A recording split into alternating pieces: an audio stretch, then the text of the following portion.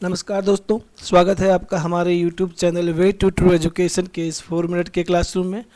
आज के हमारे इस 4 मिनट के क्लासरूम में चर्चा का विषय रहेगा लर्निंग थ्योरीज पार्ट 3 और हम चर्चा करेंगे drive deduction theory of Clark हल।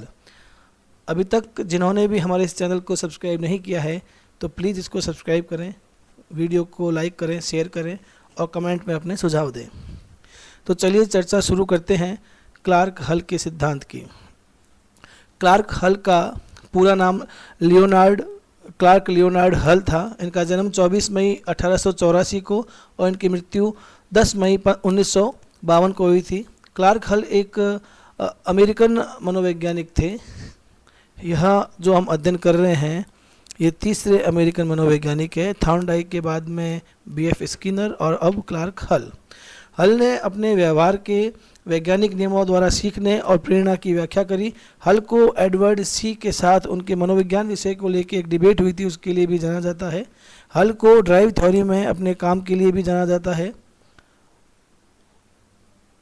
हल जो हैं वो येल यूनिवर्सिटी में साइकोलॉजी के प्रोफेसर थे और उन्होंने अपने जीवन काल का एक बड़ा हिस्सा येल यूनिवर्सिटी में अपनी सेवाएं देते हुए निकाला है। और येल विश्वविद्यालय में क्लार्क हल की नियुक्ति राष्ट्रपति जेम्स रोलैंड एंगल ने करी, जो खुद एक मनोवैज्ञानिक थे। हल ने अपने शोध का प्रदर्शन करते हुए बताया कि इनका सिद्धांत व्यवहार की भविष्यवाणी कर सकता है। इनका सिद्धांत जो है वो व्यवहार को प्रिडिक्ट कर सकता है, प्रिडिक्शन कर सकता है व्यवहार का।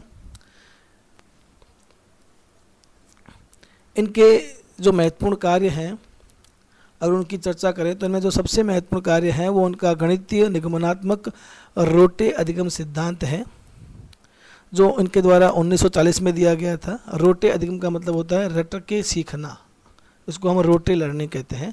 और 1943 में इन्होंने एक और सिद्धांत दिया, इसको कहते हैं व्यवहार का सिद्धांत। रोटे लर्निंग का 1940 में दिया था और व्यवहार का सिद्धांत 1943 में दिया था। इन्होंने अपने समय के प्रमुख शिक्षण सिद्धांत के रूप में पशु सीखने और अनुबंधन के अपने विश्लेषण को स्थापित किया। हल का मॉडल जैविक रूप में व्यक्त किया गया है। जीव अभाव से पीड़ित है, अभाव की ज़रूरत है, सक्रिय ड्राइव की ज़रूरत है। ड्राइव सक्रिय व्यवहार, व्यवहार लक्ष्य निर्देशित होता है और लक्ष्य प्राप्त करना अस्तित्व मूलक होता है।